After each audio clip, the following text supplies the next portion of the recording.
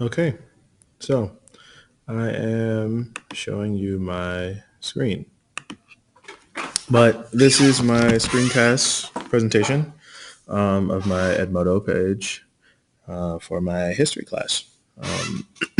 So, as some of you know, I'm currently a social studies teacher at a charter in Minneapolis, and so I wanted to use this particular project to figure out ways to better implement technology in my own classroom. And so uh, is so let's get started with the ways in which that I wanted to set the tone. Um, Even with my first post, I think it's really important to set the tone about the type of teacher that I am, the type of relationships, and how relational I am with my students. Um, I, you know, have been in education for over 10 years and have a pretty extensive coaching background. And so I do bring a lot of that into the classroom with, cheesy quotes like maximum effort equals maximum output. Um, but also letting them know that I'm very much approachable and kind of giving them a heads up and being and trusting them to kind of raise the bar and exceed by there being a lot of kind of hard and tough and fast things and just being ready and letting them know that I have full faith that they can do it, but also here to help them in any way that I can. So there's various forms of things that I've used.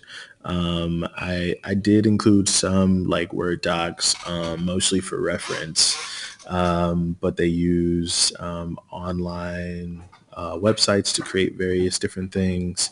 I also have them doing, Google Forms, excuse me, Google Forms, um, um, but also creating flashcards online and doing a couple of other things. Padlet is a cool tool that I've kind of figured out or found recently.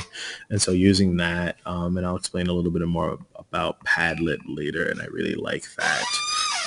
But then also just using this as kind of like a social tool to kind of interact with each other.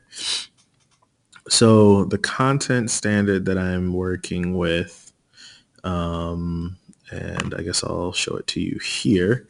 Um, so Minnesota content standards, the codes that I'm giving you are there that I mentioned in my previous presentation, but it's all about using for the unit of the triangular slave trade.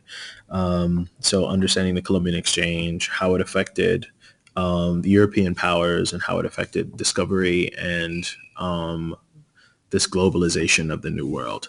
Um, So I've used, as far as the content that I've used, it's a little bit lower level, and I use that because I'm coming from like an eighth grade level instead of a ninth, 10th level, mostly because my students, the language capacity for my students, being that I teach at a Latino school, is kind of all over the place, and so I wanted to do something that's reachable and attainable for my students who are lower level English learners, but also like a good foundational point for my students who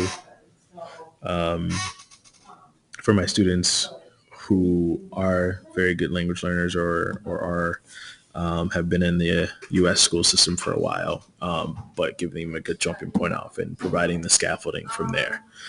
Um, The other thing is this is a pretty tough subject matter. And so using those lower level things for me was a little bit easier to incorporate being trauma informed in my classroom, especially knowing that some of the history and stories of our students who have had issues, crossing the border or anything like that could be traumatic. And this is kind of a commonly parallel history to kind of think about, you know, varying difference of land and water. But Using lower level is a good way for me to make sure that I'm eliminating as many triggers as I possibly can.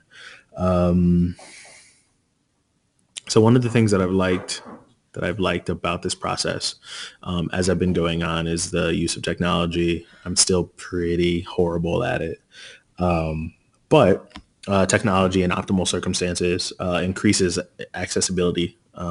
Actually, for me, there are no time constraints. There are no general geographic constraints. Home, school, work, the bus doesn't really matter. Students have access to that almost anywhere. And the good thing about technology is that even if technology fails, if it breaks, or if it gets kidnapped by other parties, um, it's still in a secure place where you can still access it. So it's not like if you lose your backpack, then everything's gone.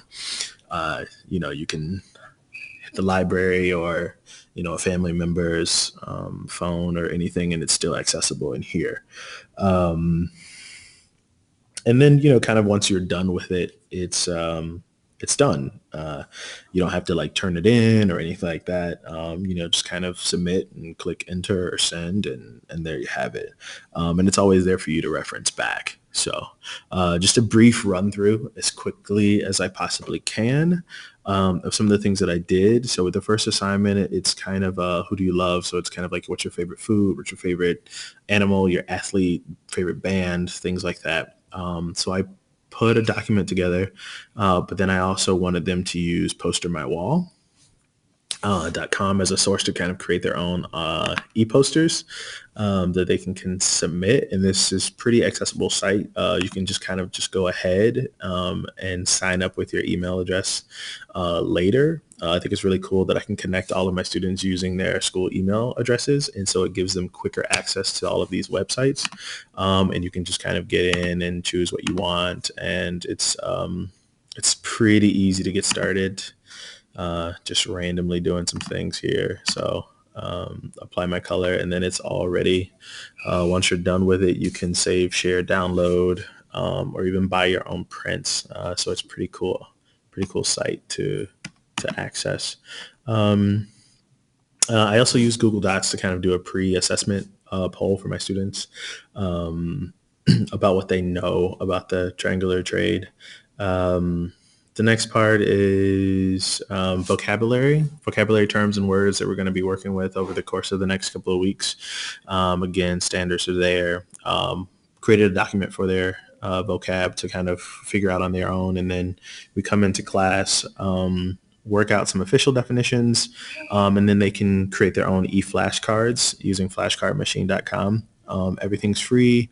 The really cool part about this site is, especially for some of my lower English level learnings, it also here, if you can see by the cursor, you can also record audio hints to yourself along with the flashcard to kind of jog your memory or help you when you're struggling with English or trying to remember. I also included I wanted to keep it consistently in line with different standards. I'm sorry, keep it in line with different, with the same idea with consistency. And so doing that kind of with the layout already being like Facebook, I kind of want to keep that with my forums and kind of using post as a general place for forums. And so I've given some instructions about, forums and what I want them to do and just kind of just general housekeeping things. But then that every student should post at least one comment and at least one reply to a fellow student's posting. And this way, kind of getting the dialogue going. I talked about Padlet. It's pretty cool. You can kind of create things to dialogue and kind of do group work together. So the triangular trait map thing that I wanted to do is a way to break down the standards. And so I've given them kind of an around the world with these 5 things that they can do, or 5 points of the standard that they can flesh out. But what's really cool about the site is that, I'll get out of that. But if you double click, it also gives you an editing software where you can include voice or voice or, you know, video or pictures or anything to attach to kind of like help you get things. So if you wanted to put, um, you know, Magellan over here, being a Portuguese explorer, but working for Spain. Like if you wanted to do things like that, you could totally do that with this map and kind of keep it as a reference. A couple other things. I only have two more assignments left on here, but just brief, again, lower level videos to kind of get the content out so I can flesh it out. But that it's not, but I'm being careful of, being trauma informed and all those things, not hitting triggers. So there's three quick videos, about 12 minutes, all alone. But then I'm asking them to utilize the forum. And so they can either ask one important critical thinking question or one question of clarification. And so this is where, creating more dialogue. And then as a test assessment, I went ahead and created a quiz via the website. It's seven questions, a combination of multiple choice and short answer, just to kind of assess the different ways that they think about this assessment. And then, the seventh question is actually getting their input about these questions versus what was in class and what were they missing, what things that they know, what things that they didn't know, and kind of giving them an open space to kind of explain, whether or not they got it, what they got, what they didn't get. And so that I know moving forward, what other forms of mediums or types of learning strategies that I can implement to make sure that they're getting the content. So that is the simple screencast of what's going on here. Definitely a work in progress, but I'm somewhat happy with what I have so far. So, all right, thanks.